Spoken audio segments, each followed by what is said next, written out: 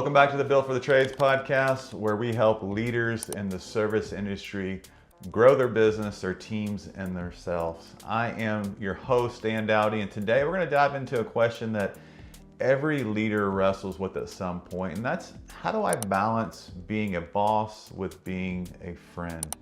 I'm here to tell you, it's a tricky one. If you lean too much towards being the buddy, your team might walk all over you, but if you lean too much towards being the boss, you risk creating a culture where people fear you instead of respect you. So how do we get this balance right? Is it even possible? I'm gonna break this down into 3 steps today, very actionable steps that you can apply towards your leadership today. So the first one is the why behind it. Relationships matter. So think back to the best boss you ever had. Chances are it wasn't just because they paid you well. It was probably because you liked working for them. You felt seen, valued, and cared for. I remember when I was working with a team member who was going through a rough season. Instead of taking that time to talk about their key performance indicators right away, I just asked, hey, how are you doing? Like, really, no, tell me how you're doing. That one question opened up the door for conversation that helped them stay engaged at work instead of checking out completely. Being friendly doesn't mean going out for beers every night. It means showing genuine care for the human behind the job title. And trust me, when your people know you care, they'll run through walls for you.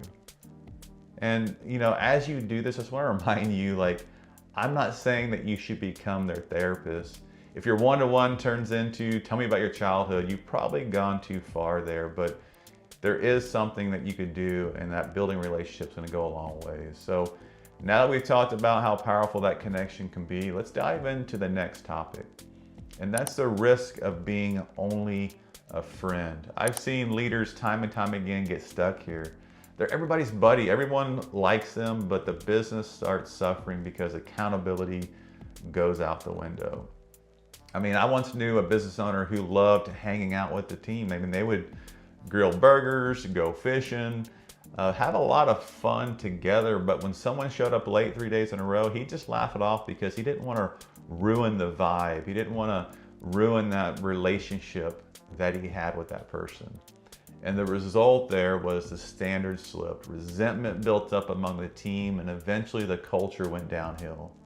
Your team doesn't just need a friend, they also need a leader, someone who can encourage them when they're doing well, but they also need someone who can call them higher when they're slipping. Letting your team slip like this is like letting your kids eat ice cream for dinner every night. They'll think you're awesome until the dentist bill shows up.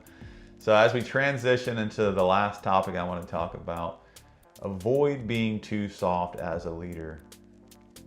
So number 3, how do you balance being a boss with being a friend? Here are a few things I found helpful. And the very first thing is that we need to set clear expectations and go back to those time and time again. I mean, one time I sat down with a new team member and said, listen, I want you to succeed here. That means I'll be cheering for you when you win, but also calling you out when you're off track. That really sets the tone early, friendly, and firm. And for some reason, I don't know why it is, people like to test that. So communicate with empathy. When someone drops the ball, you don't have to storm into the shop yelling. Instead, you can say something like this: hey, I noticed this happened. Help me understand what's going on. It's amazing how far curiosity goes compared to criticism. One thing I like to tell myself is seek to understand before being understood. Be consistent. Nothing kills respect faster than playing favorites. I mean, you can be friends with your team, but if you let one buddy slide and come down hard on someone else, you are going to lose the room. You're going to lose the respect of your team members.